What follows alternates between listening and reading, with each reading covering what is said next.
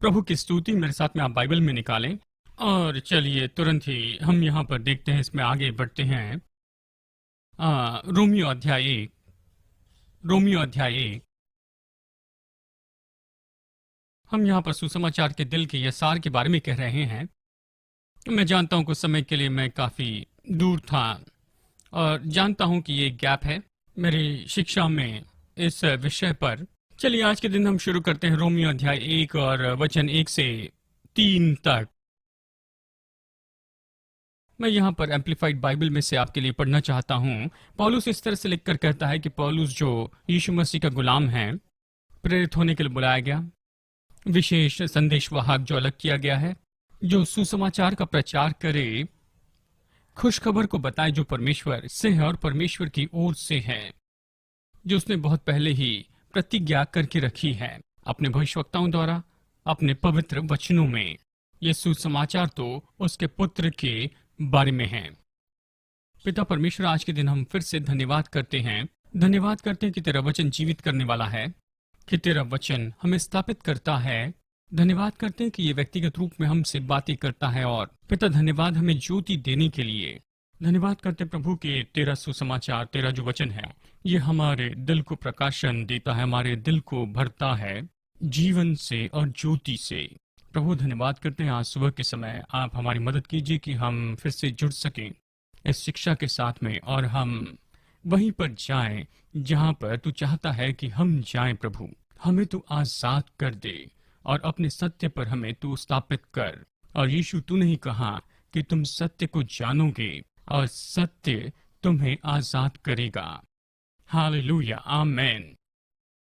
आज के दिन जैसे हम इस शिक्षा में आगे बढ़ते जा रहे हैं, इसके पहले हमने सुसमाचार के दिल या सुसमाचार के सार के बारे में चर्चा की है। और चलिए आपको फिर से याद दिला दूं कि मैंने यहाँ पर शब्द का उपयोग किया है कि सुसमाचार का सार। ये केवल इसीलिए कि इस शब्द की जो परिभाषा है उसे देखें, और इसकी परिभाषा तो बस यही है, यह है भीतरी स्वभाव या जो असली चीज है, या फिर उस चीज की जो दशा है और वो जो अंदर में है। यानी जब हम सुसमाचार के दिल के बारे में चर्चा करते हैं तो यहाँ हम कोशिश करते हैं, यहाँ पर आप लोग समझते हैं कि सुसमाचार तो बहुत ही बड़ा है। आमेन। और जिस तरह से सुसमाचार को मैं बताने के लिए यहाँ पर आया हूँ, और इसकी परिभाषा ये है कि इसका भीतरी स्वभाव या इसकी दशा, असली दशा, या सुसमाचार का संविधान, या कहिए सुसमाचार की जो बात है। मैंने सोचता कि हम इस तरह की क्लास में 8 पाठ में हम उसे पूरी तरह सिखा पाएंगे। आज सुबह जब मैं यहाँ पर आ रहा था फोर्ट कॉलिंस से, मैं मनन कर रहा था और मैं सोच रहा था कि आज यहाँ पर इस क्लास में मैं किस तरह से सिखाऊंगा। और मैंने इस बात को यहाँ पर जाना, हाँ मैं इसके बारे में बता सकता हूँ, मैं इसके बारे में कह सकता हूँ, उसके बारे में कह सकता, और मैं ये दिखा सकता हूँ। देखिए यहाँ पर जब चर्चा करने की बात आती है तो हम बहुत कुछ बात कर सकते हैं, ये जो कि मुख्य बात है, और इसकी दशा, इससे हम पूरी तरह से समझ सकते हैं सुसमाचार के बारे में। लेकिन देखिए अब तक इसे यहाँ पर देखे और पिछली कुछ क्लासेस में हमने ये देखा। तो सबसे पहली बात जिसे हमने देखा और जिस बात को हमने समझा है सुसमाचार के बारे में, वो तो यहाँ पर हमने अपने संदर्भ के वचन में से पढ़ा है कि पौलुस इससे परमेश्वर का सुसमाचार कहता है। देखिए आज सुबह के समय जैसे मैं कुछ बातों के बारे में सोच रहा था, यहाँ पर ये सुसमाचार ये बहुत अलग तरीके से बताया गया है। सबसे पहले ये सच्चाई के बारे में कहता है कि सुसमाचार की एक शुरुआत है, और कुछ समय में शायद हम इसके बारे में जरा देख भी लें।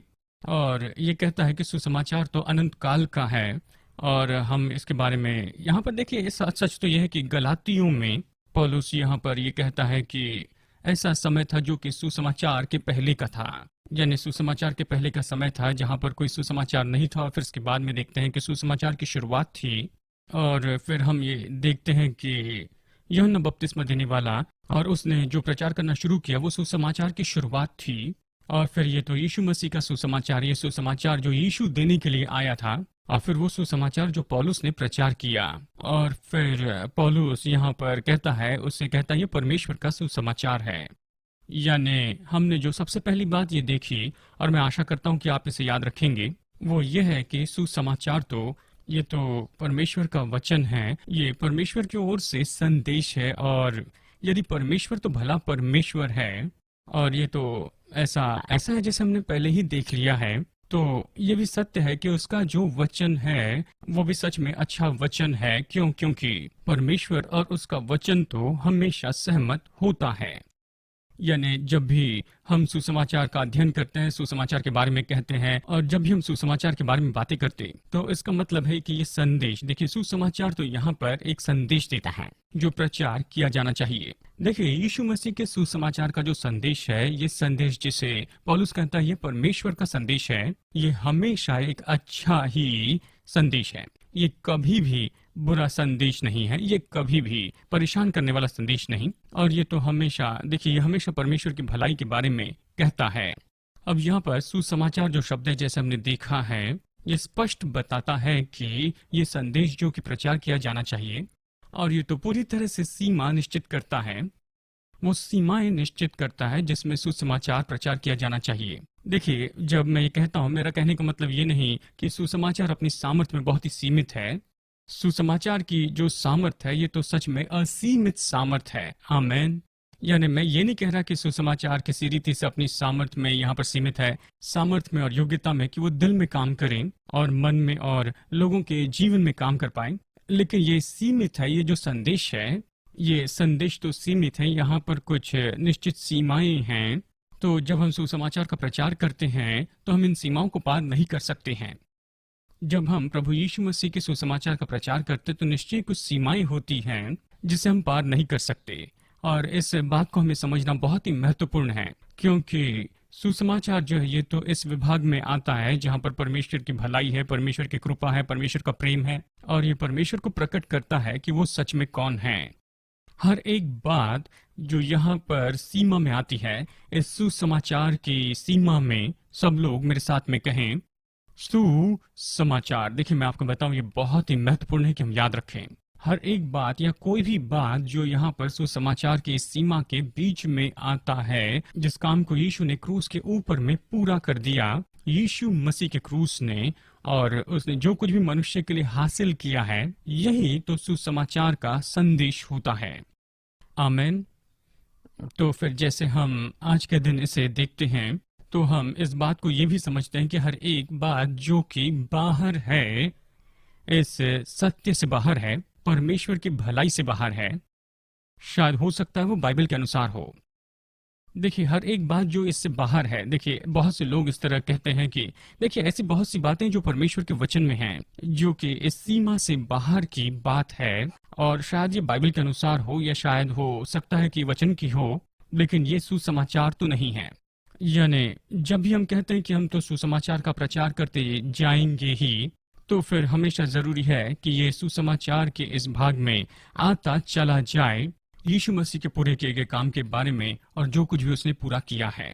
आज के दिन मैं आपका ध्यान लेकर आना चाहता हूं, और पिछले संदेश में मैं सोचता हूं कि हमने इसके बारे में थोड़ा सा मार्गदर्शन पाया, और वो यही है कि हर एक बात जो कि आज परमेश्वर के राज्य में आज इस वक्त है, वो तो गौर करता है, या कहिए वो तो चिपका है, वो तो आधारित है यीशु ने कलवरी के क्रूस पर जो पूरा काम किया है उसी पर। क्योंकि मैं सोचता हूँ कि ये तो बिल्कुल अटल बात है कि हम निश्चय इस निष्कर्ष पर आ जाएं।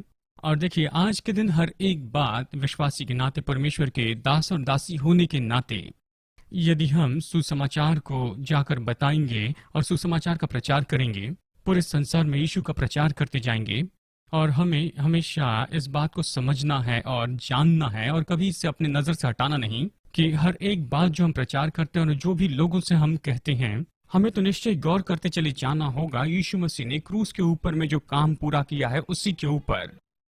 और जब भी आप प्रचार करते हैं ये सुसमाचार कई देशों को, कई लोगों को, या अपने आप को, तो आप कभी भी यीशु मसीह ने जो क्रूस के ऊपर अपना काम पूरा किया है उसे अनदेखा नहीं कर सकते हैं। और इस पूरे किए गए काम की जो सीमा है उसी के अंदर में हम सुसमाचार का प्रचार कर सकते हैं। हम कभी भी उस वास्तविकता में से बाहर नहीं आ सकते हैं, और परमेश्वर के वचन का हम प्रचार करें, उस सत्य को बताए बिना ही ऐसा नहीं होगा। और हमें तो निश्चय उसी बात पर गौर करना होगा, क्योंकि आज हर एक बात जो परमेश्वर के राज्य में है वो ये तो गौर करती है, और ये तो आधारित होती है यीशु मसीह के पूरे किए गए काम के ऊपर में ही। हालेलुया, आमेन। तो जब हम सुसमाचार के दिल के बारे में यहाँ पर बताते हैं, ये तो यहाँ पर बस प्रकट करना है परमेश्वर की भलाई, उसका प्रेम, उसकी करुणा, अनुग्रह और पापों की क्षमा परमेश्वर से उस थके हुए, परेशान, आशाहीन संसार को। कितने लोग इस बात को समझते हैं कि हमारा जो संसार है ये तो पूरी तरह से थका है, परेशान है। आपको तो बस जाकर देखना होगा स्टारबक्स। मतलब मुझे सच में ये पसंद है। मैं आज सुबह ही वहां पर जाकर आया हूँ और उन्होंने ऑर्डर किया वो ट्रिपल, खैर उसका नाम क्या है, मतलब वो तो मेरे लिए बहुत बड़ी अजीब बात थी। मतलब वो तो ट्रिपल शॉट था, उस कॉफी में मिलाया गया था। मतलब जो भी स्ट्रॉन्गेस्ट कॉफी होगी उसके उसके यहाँ पर उन्होंने 3 गुना ज्यादा बना दिया। मतलब वो तो सच में बहुत थक गए होंगे। आमीन। और देखिए, मैं तो केवल एक ही कप कॉफी पीता हूँ और उसके बाद में मुझे जाने के लिए शक्ति मिलती है, अभिषेक आ जाता है। आमीन। हालेलुया। तो यानी सुसमाचार का प्रचार तो ये तो यीशु मसीह के पूरे किए गए काम का प्रचार है। अब एक बात जो मैं आशा करता हूँ कि आज के दिन हम यहाँ पर देखने वाले हैं, यदि इसे पूरा नहीं कर पाए तो हम इसे अगली बार इसे आगे देखेंगे, चाहे जब भी हमारी सेशन हो, शायद कल या परसों, और गुरुवार के दिन भी हमारी क्लास है, हम इसे जरूर पूरा कर लेंगे।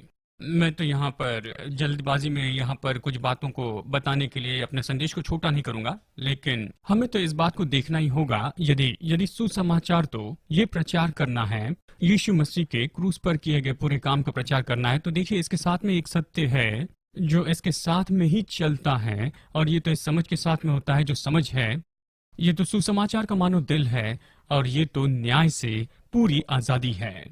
न्याय से पूरी आजादी है। देखिए, यीशु मसीह का जो सुसमाचार है उसका दिल, या कहिए उसका जो सार है, ये तो पूरी तरह से स्पष्ट और जोर से की गई ऐसी घोषणा है हमारी आजादी की। देखिए, यही तो एक बात बताने के लिए यीशु आया। यीशु ने इस तरह से कहा, तुम सत्य को जानोगे और ये सत्य तुम्हें आजाद करेगा। जिसे पुत्र स्वतंत्र करता है वो तो सच में स्वतंत्र है। अब जानते हैं, देखिए आजादी एक मसीह जीवन में, अब देखिए इसमें यहाँ पर बहुत सी बातें हैं जिसके बारे में हम कह सकते हैं। देखिए उनमें से एक बहुत ही ऐसा बड़ा विवरण है सुसमाचार का और शुभ संदेश का। ये देखिए यहाँ पर इसके द्वारा मैं यही तो बताना चाहता हूँ कि जब भी हम यीशु मसीह का सुसमाचार प्रचार करते हैं, चाहे वो जो भी हो, शायद हो सकता है कि ये आप खुद कहते हैं। कितने लोग समझते हैं कि कई बार आपको खुद को प्रचार करना पड़ता है। मैं आपको सच बताऊं, देखिए मैं पिछले 3 हफ्तों से इतना व्यस्त था, मुझे तो बस अपने आप को ही सुसमाचार प्रचार करना था, और मेरा शरीर तो पूरा थक गया था, पूरी तरह से परेशान था। मुझे तो खुद को ही सुसमाचार प्रचार करना था क्योंकि ये महत्वपूर्ण था। और जब भी हम ऐसा करते हैं, हमें तो निश्चय प्रचार करना, साथ में इसका विवरण भी हमें देना है उस सत्य का जो कि इस सुसमाचार के बीच में छिपा हुआ है, और वो तो यहाँ पर न्याय से आजादी है। हालेलुया। अपनी बाइबल में मेरे साथ में निकालिए, चलिए यशायाह में देखते हैं। यशायाह, और खैर इसे अलग अलग तरीके से उच्चारण करते हैं, लेकिन ये है यशायाह। लेकिन खैर चलिए हम इसे कहते हैं यशायाह।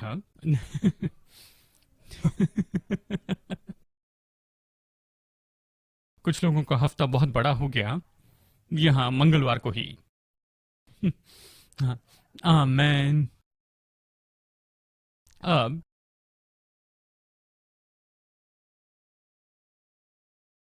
अध्याय 40 यशायाह अध्याय 40, हम वचन 1 से पढ़ेंगे। मुझे सच में पढ़ाना पसंद है यहाँ पर इस क्लास में।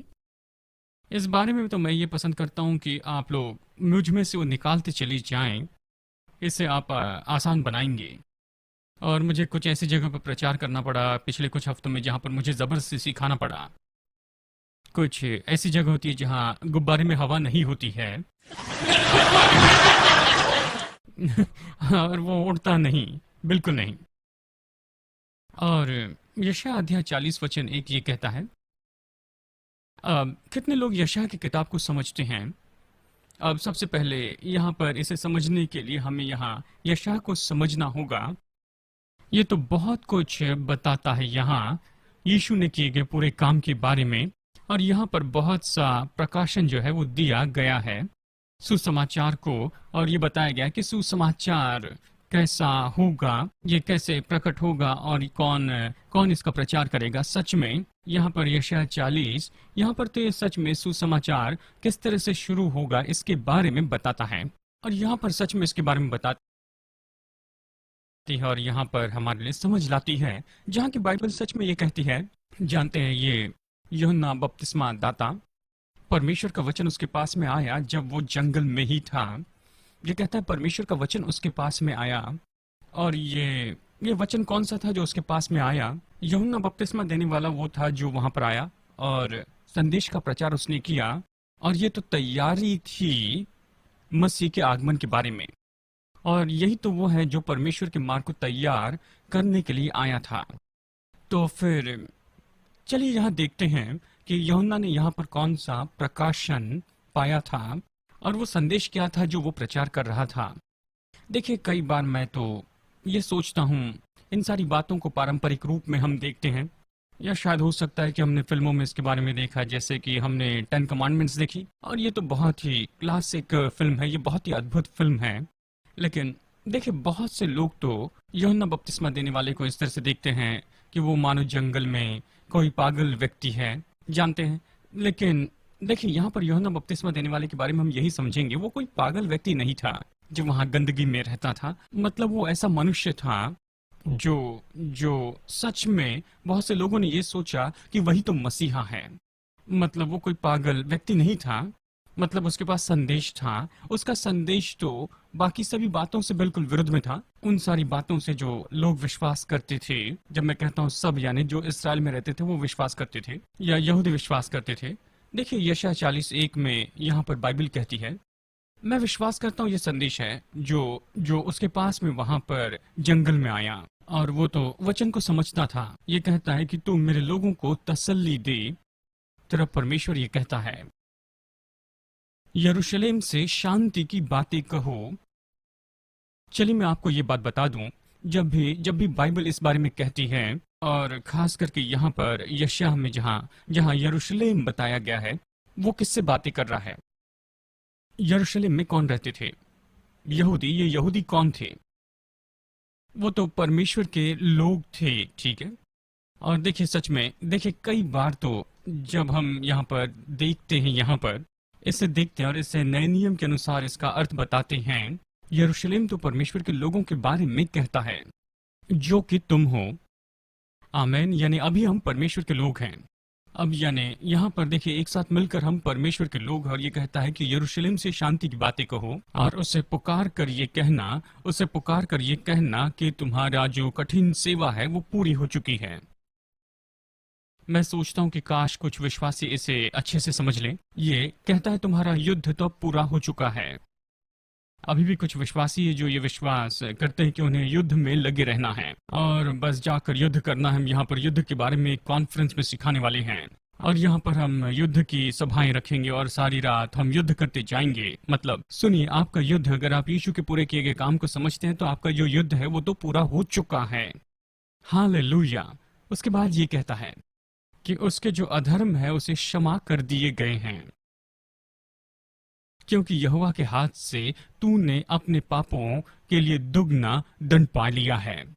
आप कहेंगे कि इसका संबंध यूहन्ना के साथ में कैसे है? देखिए, अगला वचन कहता है, किसी के पुकार जंगल में सुनाई देती कि यहोवा का मार्ग सीधा करो, प्रभु के मार्ग सुधारो और मार्ग तैयार करो। यहाँ पर जंगल में परमेश्वर के लिए महामार्ग तैयार करो। देखिए, ये तो यहाँ ये यूहन्ना बपतिस्मा दाता के बारे में कहता है। और देखिए, उसके पास में जो संदेश आया था वो ये था कि देखिए, वो यहाँ पर एक सुसमाचार या संदेश प्रचार करना शुरू करता है। यहाँ वो परमेश्वर का सुसमाचार बताता है। अगर आप इसे यहाँ पर देखिए तो वो कहता है, और हमारे पास में समय नहीं कि हमें एक एक वचन में यहाँ पर देखते चले जाएं, लेकिन अगर आप यहाँ पर देखिए, ये देखिए कि यहाँ पर यूहन्ना क्या संदेश दे रहा है। ये कहता है, यूहन्ना जंगल में प्रचार कर रहा था, और उसका संदेश था कि पश्चाताप करो।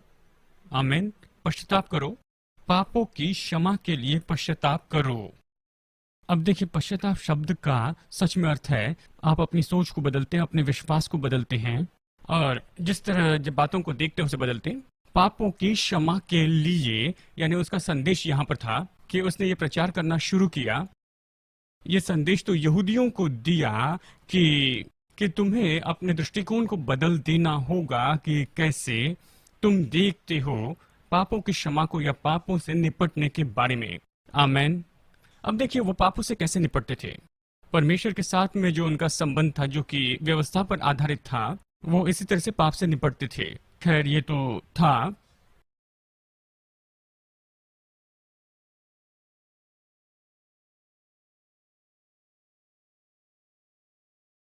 खैर बलिदान, ये तो बात सही है, और अवश्य ही व्यवस्था को मानने के द्वारा था, और ये तो उन्हीं पर था। उन्हें वहां पर जो कुछ भी जरूरी था उसे करना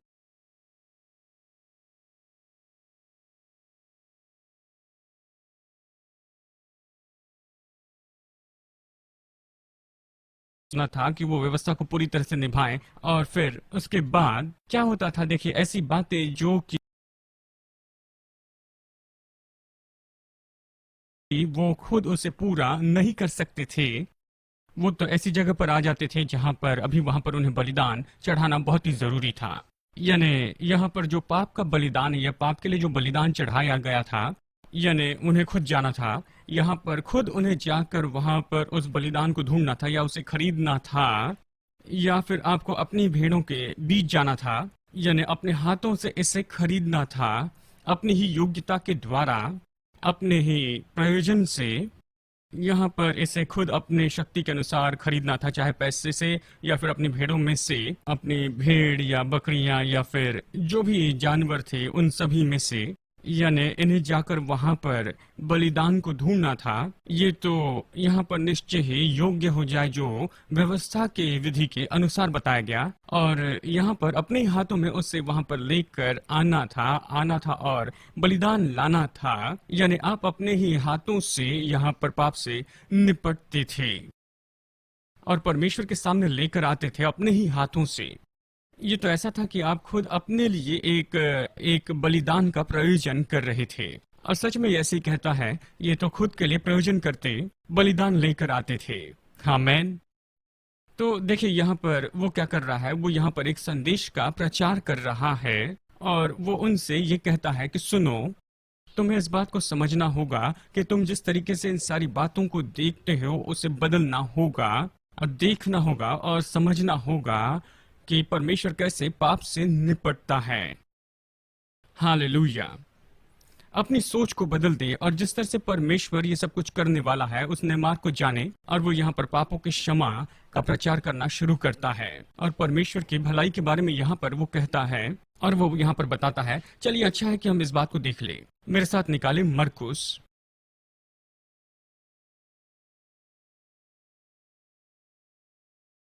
मरकुस अध्याय 1।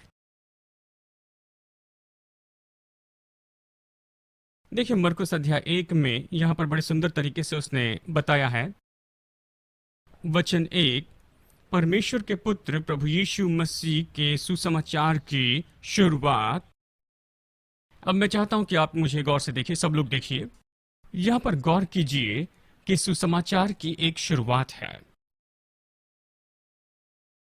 कितने लोग इस बात को समझते हैं कि यहाँ पर ये जो है, यहाँ जिसके बारे में वो कह रहा है कि यदि ये सुसमाचार की शुरुआत है, तो हर एक चीज जो कि सुसमाचार की शुरुआत के पहले या सुसमाचार के पहले था, वो सुसमाचार नहीं था।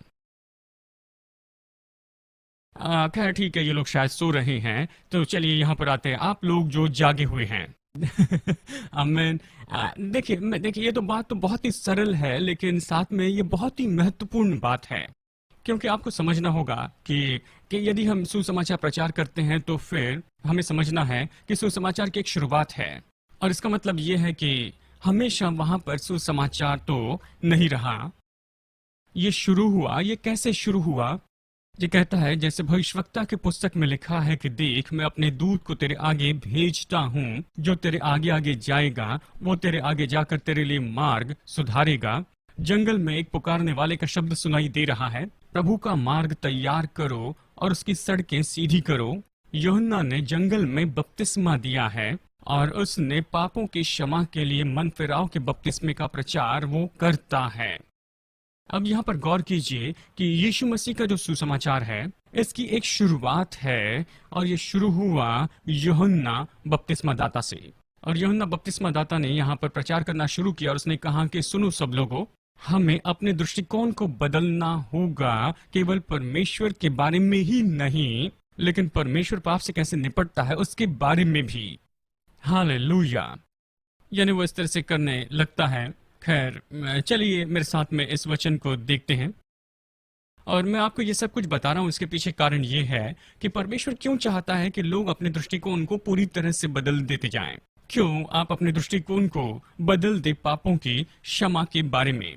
इसका कारण तो ये है ये कि कोई भी मनुष्य जो है वो जीते हुए अपने भावनात्मक रूप में स्थिर नहीं रह सकता है यदि वो उस आने वाले न्याय से आजाद नहीं है। तो इसका मतलब मानो ये हमेशा उनके सिर पर यह होती है, न्याय की तलवार तो लटकी होती है, वो सिर पर लटकी होती है और ये नहीं जानते हैं कि वो जो तलवार है वो कब आएगी।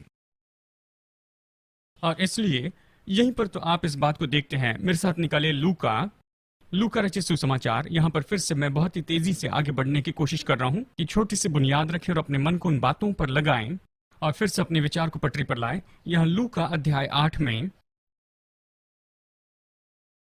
अध्याय 8 मैं सोचता हूँ ये तो सच में है। लूका अध्याय 3, माफ करना, लूका अध्याय 3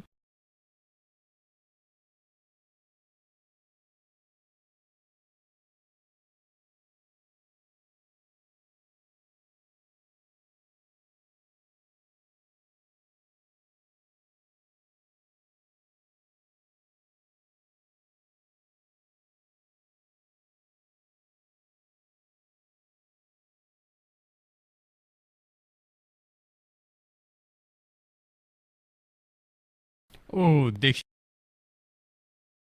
मैंने यहाँ पर क्या लिख दिया। हालेलुया। खैर देखते हैं। मैं जानता हूँ मेरे बाइबल में ये कहाँ पर है, मैं इसे देख रहा हूँ। माफ करना, यह लूका अध्याय 1, ओ नहीं, लूका अध्याय 2। मुझे मिल गया। लूका अध्याय 2 में यहाँ है, वचन 1 से लेकर वचन 15 तक देखते हैं। और देखिए यहाँ वचन 8 से, देखिए इस कारण मैंने अपने नोट्स में यहाँ पर गलती की है। और यह है वचन 8 से लेकर वचन 15 तक, और मैंने यहाँ पर ऐसे लिखा अध्याय 8 वचन 15 ऐसे लिखा, लेकिन ये गलत है। वचन 8, लूका अध्याय 2 वचन 8। हम ये कहानी जानते हैं, फिर से हम इस पूरे अध्याय को नहीं पढ़ेंगे। ये तो वो बात है जब चरवाहे मैदान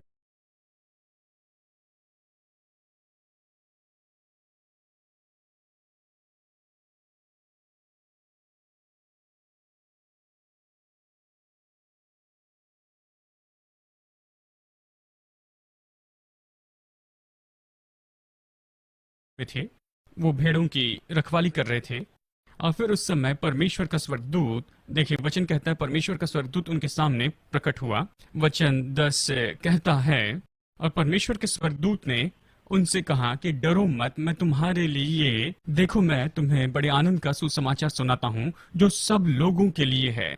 ये तो मसीह के जन्म के बारे में था, ये मसीह के आगमन के बारे में था कि आज दाऊद के नगर में तुम्हारे लिए एक उद्धारकर्ता जन्मा है और ये मसीह प्रभु है। और इसका तुम्हारे लिए ये पता है कि तुम एक बालक को कपड़े में लिपटा हुआ चरनी में पड़ा हुआ पाओगे।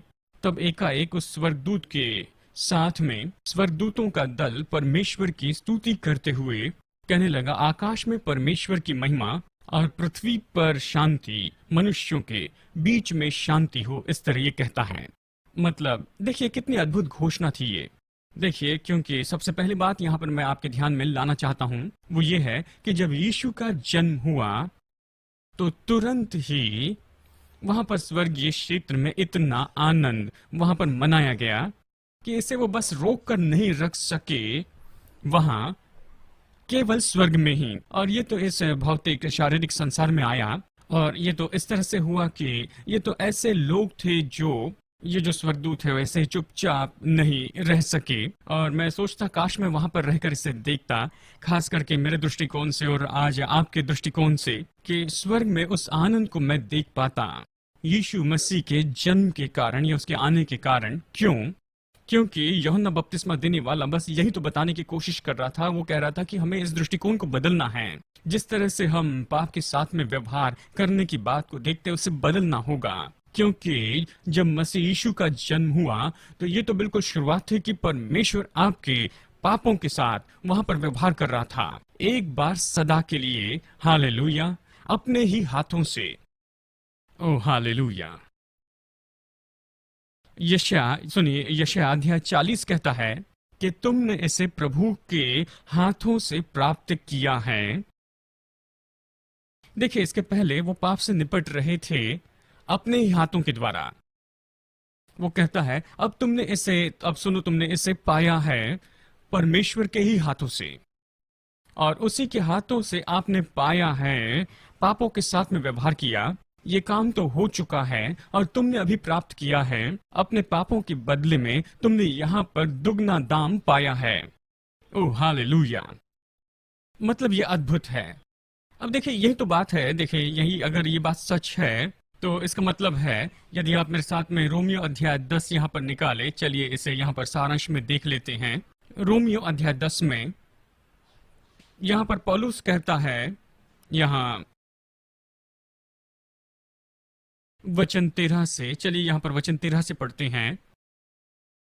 जो भी परमेश्वर के नाम को पुकारता है वो उद्धार पाता है। तो वो उसे कैसे पुकारेंगे जिस पर उन्होंने विश्वास नहीं किया, और उस पर वो कैसे विश्वास करे जिसके बारे में उन्होंने नहीं सुना है।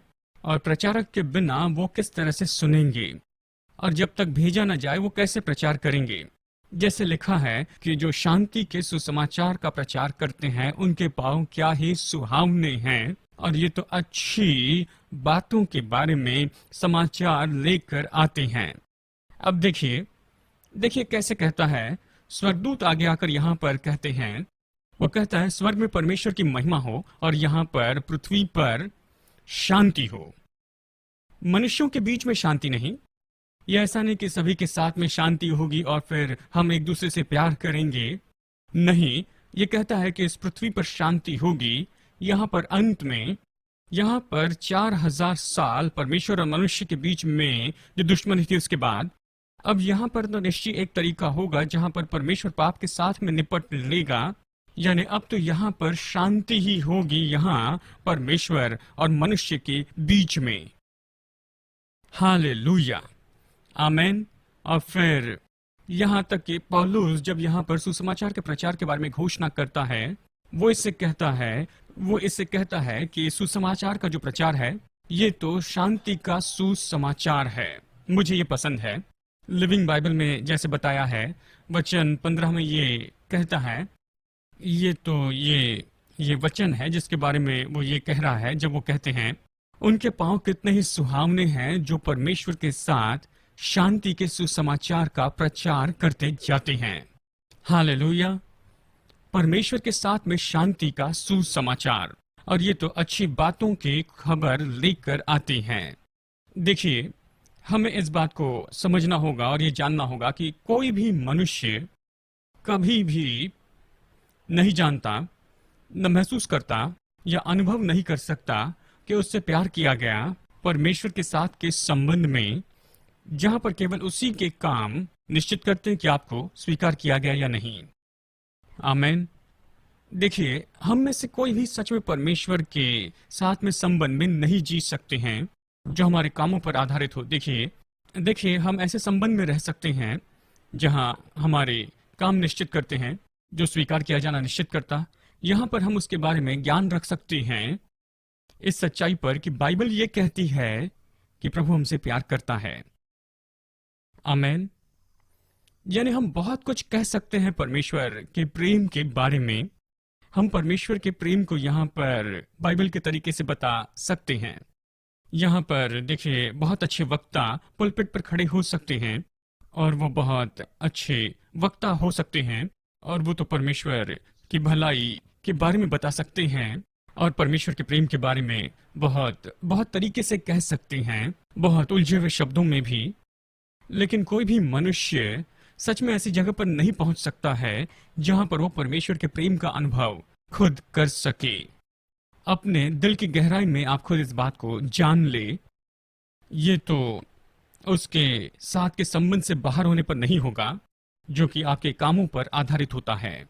हर एक संबंध जो कि केवल कामों के ऊपर आधारित होता है, हर एक संबंध जो कि आधारित होता है कामों पर, वो संबंध तो ऐसा है, वो तो इनकार किया जाना है। और इसका मतलब है आप अलग किए गए हैं, आप निकाल दिए गए हैं, और फिर निश्चय ही आप तो यहाँ पर न्याय की अधीनता में हैं, इसके बजाय कि आप परमेश्वर के प्रेम में और उसकी स्वीकृति में हो। और इसलिए जब तक कि हमारा परमेश्वर के साथ में जो संबंध है वो हमारे ही कामों पर आधारित है, तो इसका परिणाम तो हमेशा ही तिरस्कार किया जाना है कि आपको स्वीकार नहीं किया गया है और आप तो न्याय में दबे हुए हैं। जब तक कि आप वो करें और वैसे ही जिए, उस स्तर के अनुसार आप जीते चले जाएं जो धार्मिक मांग करते हैं। और ये तो व्यवस्था ने बताया है और उसमें कोई भी आशा नहीं है। यानी यूहन्ना बपतिस्मा देने वाला आता है, यीशु आता है और वो एक संदेश का प्रचार करते हैं। नंबर 1 कि यदि हम यीशु मसीह के सुसमाचार को समझते हैं, और इसलिए हम इस बात को समझते हैं कि ये बड़ी जोर से घोषित करता है कि हम तो आजाद हो चुके हैं उस न्याय से और उस दंड से परमेश्वर की ओर से, क्योंकि हमने इसे अपने कामों से नहीं किया है। मैं आपको बताऊं, अद्भुत है। ये तो सच में बहुत ही महत्वपूर्ण बात है, क्योंकि समस्या यही है कि आप परमेश्वर के साथ में और किसी तरीके के साथ में संबंध में आते हैं। मुझे परवाह नहीं चाहिए छोटा हो या कितना बड़ा हो, परमेश्वर के साथ का आपका जो संबंध है अगर वो आपके कामों के ऊपर में आधारित है, तो आप निश्चय ही अंत में ऐसा ही दिल पाएंगे जो बीमार है। ऐसी आशा दिल को बहुत बीमार करती है। और इसका मतलब यह है कि यहाँ पर आप किसी भी परिस्थिति में नहीं जीत सकते हैं, ये तो आप इस तरह से नहीं जीत सकते। तो प्रभु का धन्यवाद। चलिए मेरे साथ में इब्रानियों की पत्री आप निकाल लें, जल्दी से आप इसे निकाल लें। इब्रानियों की पत्री, इब्रानियों अध्याय 2 वचन 14।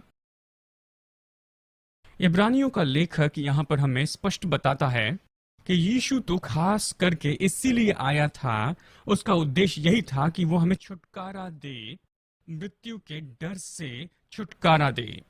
और आप इस तरह से कहेंगे इसका न्याय के साथ क्या संबंध है? चलिए थोड़ा देर रुकिए, मैं आपको बताता हूं। और यहाँ पर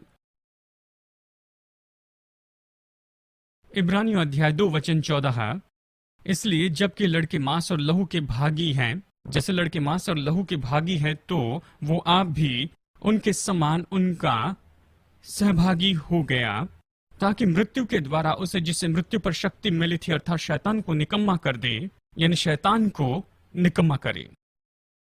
तो इसमें अद्भुत बात तो ये है कि हम समझते हैं कि यीशु आया और वो तो बिल्कुल मनुष्य की समानता में उसके स्वभाव में आ गया, यानी वो मनुष्य बन गया कि मृत्यु के द्वारा वो उसे नाश करे जिसे मृत्यु पर सामर्थ्य मिली थी, अर्थात शैतान को। और यहाँ पर जो शब्द है जो मृत्यु की सामर्थ, ये तो मृत्यु की वो सामर्थ थी जो शैतान ने यहाँ पर लोगों के ऊपर में डाली थी। और ये तो मृत्यु का डर था, यानी ये तो मरने से लोग डरते थे अपने पाप में ही, और वहां पर न्याय में दबे रहना, और वो पूरी तरह से नाश हो जाते। ये तो उनके पाप के दंड के कारण वो पूरी तरह से न्याय में आते। अब देखिए इसका मतलब क्या है। देखिए वचन 15 कहता है, और उन्हें छुड़ाए जो कि मृत्यु के डर के द्वारा अपने पूरे जीवन काल में वो तो बंधन में पड़े हुए थे। और देखिए सामान्य रूप में इसी तरह से कहता है। चलिए मैं यहाँ पर अंतिम वचन को पढ़ लेता हूँ, मैसेज बाइबल से इसे पढ़ते हैं। ये कहता है, उन्हें आजाद किया जो अपने पूरे जीवन भर में डरपोक थे। ये कहता यीशु आया और उसने उन लोगों को आजाद किया जो अपने पूरे जीवन में पूरी तरह से डरपोक हुए थे। वो डरे हुए थे, राह देख रहे थे, अपेक्षा कर रहे थे कि परमेश्वर उनकी हत्या कर देगा, क्योंकि वहां पर यह मृत्यु का डर है। और सच में यहाँ पर ये जो शब्द है मृत्यु का डर, यहाँ इस ग्रीक भाषा में ये कहता है दंड देना, न्याय करना। ये तो डर है उस बहुत ही सताव के साथ में मृत्यु को देने का। ये केवल मरना और अस्तित्व से खत्म होने के बारे में नहीं कहता। ये तो मृत्यु है, ये तो उस दंड को लेते हुए मृत्यु को पाना है, न्याय जो आपके पाप के लिए परमेश्वर की ओर से आता है। और ये कहता है कि यीशु इसीलिए आया कि हमें आजाद करे हर समय इस डर में रहने से और मृत्यु के द्वारा मरने के जो डर से आजाद करे। मैसेज कहता है कि मृत्यु के कारण मरने तक डरते हैं। हाँ ठीक है, मुझे लगा आपके पास सवाल है। खैर, प्रभु की स्तुति। इब्रानियों अध्याय 2 वचन 15 में यहाँ पर एम्प्लीफाइड बाइबल इस तरह से हमें ये बताती है, ये कहती है कि जो लोग उस मृत्यु के डर में पूरी तरह से फंसे हुए थे, सताए जाते थे, उन्हें पूरी तरह से आजाद कर दे, जो कि अपने पूरे जीवन में इसी के बंधन में पड़े हुए बाकी रह गए थे। देखिए मृत्यु का ये डर ऐसा है कि बहुत से लोग जो है ये तो बंधन में बंधे होते हैं, बहुत से बुरी आदतों में लोग पूरी तरह फंसे होते हैं, और ये तो सच में ऐसी बुरी लतें होती है जिसके अंदर लोग बहुत बुरी तरह से बंधे हैं। ये तो सच में गहरे जड़ पकड़े हुए डर से शुरू होता है। चिंता होती है और हम ये महसूस करते रहते हैं कि हम परमेश्वर के न्याय के अंदर दबे हुए हैं। ये महसूस करते हैं कि आपके जीवन के लिए कोई आशा नहीं है, और ये महसूस करते हैं कि मेरे लिए कोई भी आशा नहीं है, क्योंकि मेरा जो उद्धार है और मेरे पापों की जो क्षमा है, यदि ये मेरे हाथों के कामों पर है तो मैं वो छुटकारा लेकर नहीं आ सकता। आमीन। और देखिए, इस तरह बहुत से लोग इस तरह की बुरी लतों में जीते हैं और गलत तरह के संबंधों में जीते हैं, हर तरह की गलत बातों में वो जीते हैं, क्योंकि उनके ऊपर में न्याय और डर की ये जो दोष भावना रहती है। और देखिए, मुझे ये पसंद है और इसे समझना बहुत ही महत्वपूर्ण बात है। और मैं जानता हूँ लोग इस तरह से कहेंगे कि अर्थर निश्चय ऐसी कुछ न कुछ तो बात तो होगी कि यहाँ पर आदर का डर होना चाहिए, जो कि वहाँ यानी यदि हम उस तरह के अनुसार नहीं जीते हैं, मतलब पूरी तरह से बिना किसी डर से नहीं जी सकते, मतलब यहाँ पर सुनिए, और आपको ये समझना होगा, काश आप लोग समझ लें और इस बात को सुन लें। देखिए, नए नियम में तो बहुत ही स्पष्ट बताया है कि ये पाप है जो मारता है, परमेश्वर नहीं। चलिए मेरे साथ में निकालिए याकूब, और देखिए इसके बिना तो हम यहाँ पर इस शिक्षा की जड़ तक कभी भी नहीं पहुंच सकते हैं। कल हम इसे आगे देखेंगे, आगे बढ़ेंगे, और फिर गुरुवार के दिन तक हम इसे खत्म करेंगे। आमीन। मैं चाहता हूं आप मेरे साथ सहमत हो। हालेलुया। ये आपकी गलती है, मेरी नहीं। हालेलुया। याकूब अध्याय 1 और देखिए वचन 12।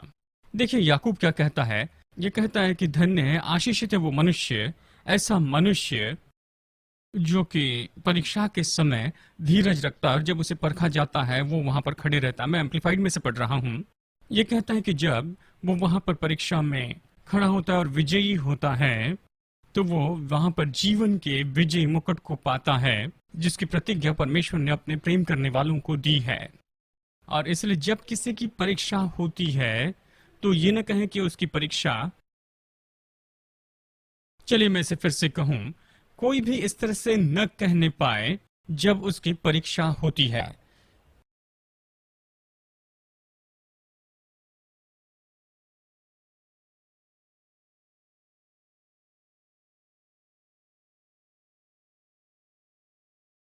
यहाँ पर परीक्षा शब्द मतलब उसे जांचा जाता है, परखा जाता है। कोई भी मनुष्य ये न कहने पाए जब उसकी परीक्षा होती है, उसे परखा जाता है कि परमेश्वर से मेरी परीक्षा हुई। और मैं आपको बताऊं, ये तो निश्चित होगा जब आप चाहे अपने जीवन में किसी भी परिस्थिति में से होकर जा रहे हैं, चाहे ये चाहे कोई भी परीक्षा हो, चाहे अभी समय हो रही है, मैं आपको बताऊं, आप जानते हैं कि आप एक या दूसरे रास्ते से जा सकते हैं। चाहे जीवन में जो भी हो रहा है, कभी ये न सोचे कि परमेश्वर ने ही ये सब कुछ किया है। हाँ निश्चय अर्थर, परमेश्वर तो ये परखता है कि आप अंदर से कैसे हैं, आपको परखने के लिए, आपका मूल्यांकन करके देखने के लिए कि आपके चरित्र का जो भाव है वो क्या है। मुझे आपके बारे में पता नहीं, लेकिन बाइबल इसके बारे में बहुत स्पष्ट है और मैं जानता हूं सब लोग सहमत होंगे कि परमेश्वर ने हमें बनाया है। कमान, वो कहता है वो आपको अच्छे से जानता है कि आपके सिर के बाल भी उसने गिने हैं। हालेलुया। और आज सुबह के समय जो 25 बाल सिर पर से झड़ गए हैं, कहिए मेरे सिर से परमेश्वर का कैलकुलेटर जानता था कि 25 झड़ गए हैं। इसी तरह सुनिए, इतने करीबी से परमेश्वर आपको जानता है, तो फिर आप क्यों सोचते हैं कि परमेश्वर को ऐसा कुछ करना होगा कि वो जान ले कि आप किससे बने हैं। वो आपको जानता है, वो आपके पूरे अंदर से, आपके पूरे भीतर से आपको जानता है। और सच में वो हर एक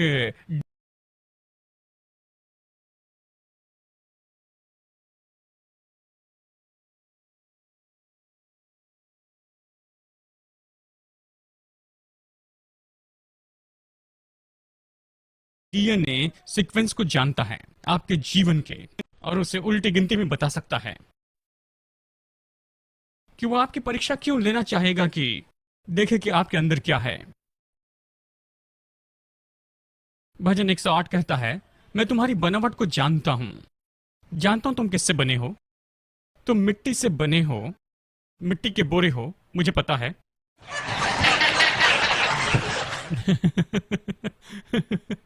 मैं मजाक कर रहा हूं, ठीक है। कुछ लोग बहुत ही गंभीर हैं।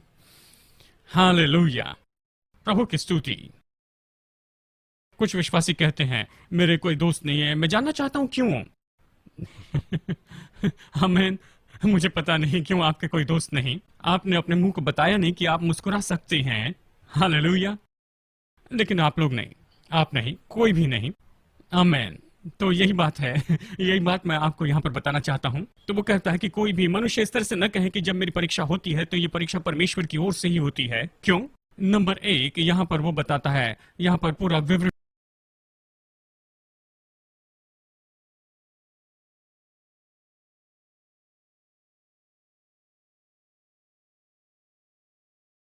देता है कि परमेश्वर किसी की भी परीक्षा बुराई से नहीं लेता है, और इसके लिए कारण क्या है कि वो कभी किसी की परीक्षा नहीं लेता। ये नहीं कहता कि परमेश्वर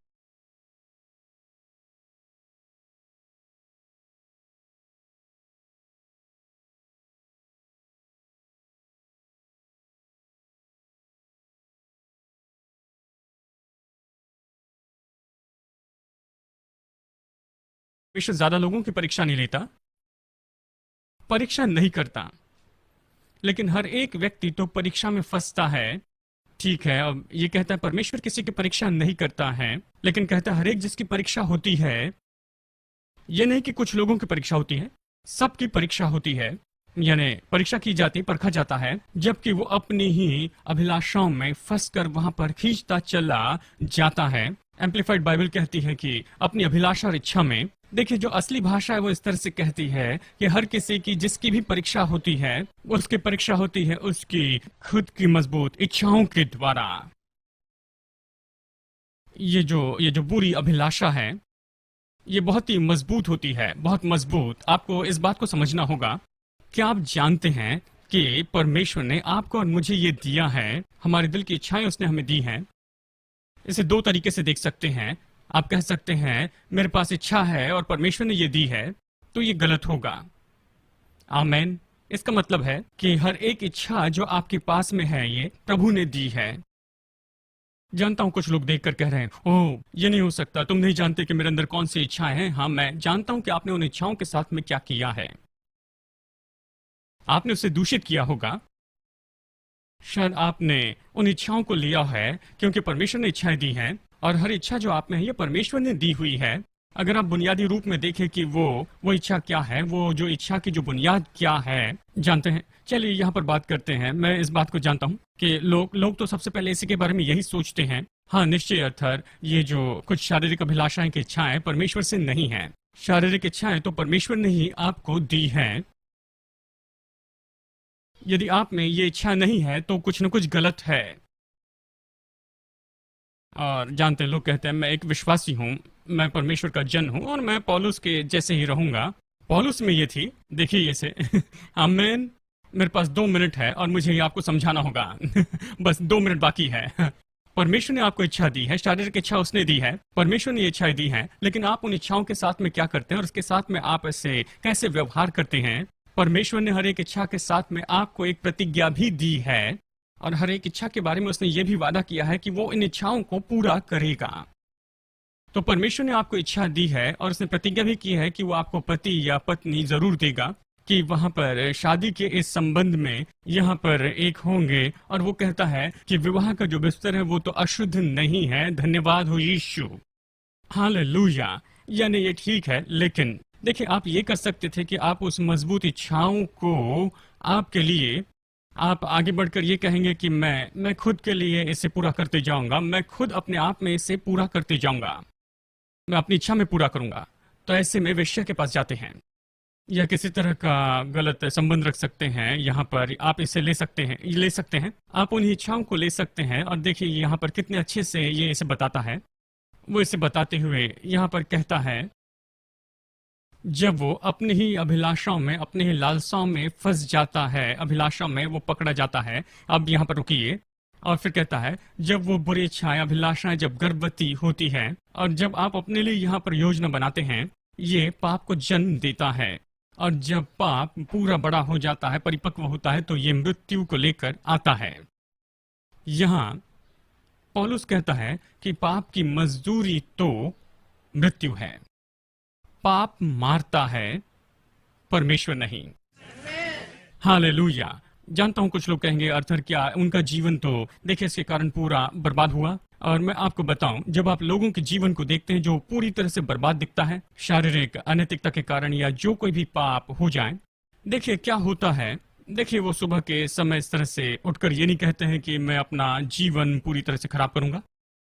वो इन बातों को सोचते चले गए और जो पाप है उनके अंदर धारण होता चला गया। और जब वो पाप को लेकर आता है तो वो मारता है। हालेलुया।